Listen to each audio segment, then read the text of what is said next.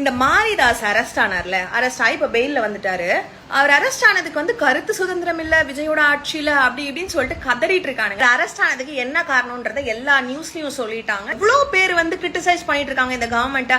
அப்படி வந்து கருத்து சுதந்திரம் இல்லைன்னா அவங்க எல்லாரையுமே அரெஸ்ட் பண்ணில போட்டிருக்கணும். அவர் அரெஸ்ட் ஆனதுக்கு ஒரே ரீசன், அமைச்சர் கீர்த்தனாவை பத்தி ஒரு ஏஐ ஜெனரேட்டட் இமேஜ் கிரியேட் பண்ணி இந்த இமேஜை வந்து போஸ்ட் பண்ணிட்டு அதுல ஒரு கேப்ஷன் போட்டிருந்தாரு. பையன் கூட என்ன ராத்திரி பகல சுத்திட்டு இருக்கா அப்படி பிளா பிளா பிளான்னு ரொம்ப அசிங்கமா ஒரு சோசியல் மீடியால இவ்வளோ பெரிய சேனல் வச்சுக்கிட்டு அவ்வளோ கேவலமா ஒரு பொண்ணை பத்தி ஒரு அமைச்சரை பத்தி அவ்வளோ கேவலமா ட்வீட் பண்ணியிருக்காரு.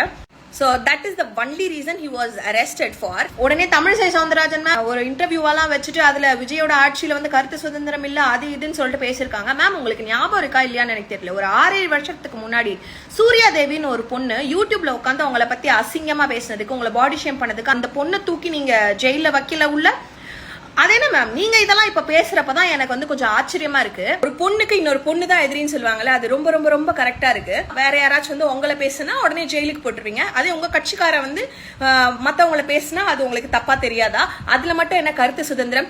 அசிங்கப்படுத்துறதுக்கும் கருத்து சுதந்திரத்துக்கும் நிறைய வித்தியாசம் இருக்கு. அதே மாதிரி அலிஷா அப்துல்லா கேஸ் திருச்சி சூர்யாவும் யூடியூபர் முக்தாரும் பேசினதுக்கு திருச்சி சூர்யாவை மட்டும் அரெஸ்ட் பண்ணிட்டீங்க, முக்தாரை ஏன் அரெஸ்ட் பண்ணல அப்படின்னு சொல்லிட்டு நிறைய பேர் கேட்டிருந்தீங்க. முக்தார் போய் கர்நாடகால ஒளிஞ்சுகிட்டு இருந்ததுக்கு யார் என்ன பண்ணுவா? இன்னைக்கு அந்த ஆளை கண்டுபிடிச்சு அரெஸ்ட் பண்ணிருக்காங்க. இந்த மாரிதாஸ் இஷ்யூக்கு இந்த டிஎம்கே காரணங்கள்லாம் வந்து கொஞ்சம் முட்டு கொடுக்கறத பார்த்தாதான் ஏதோ லைட்டா டவுட் வருது.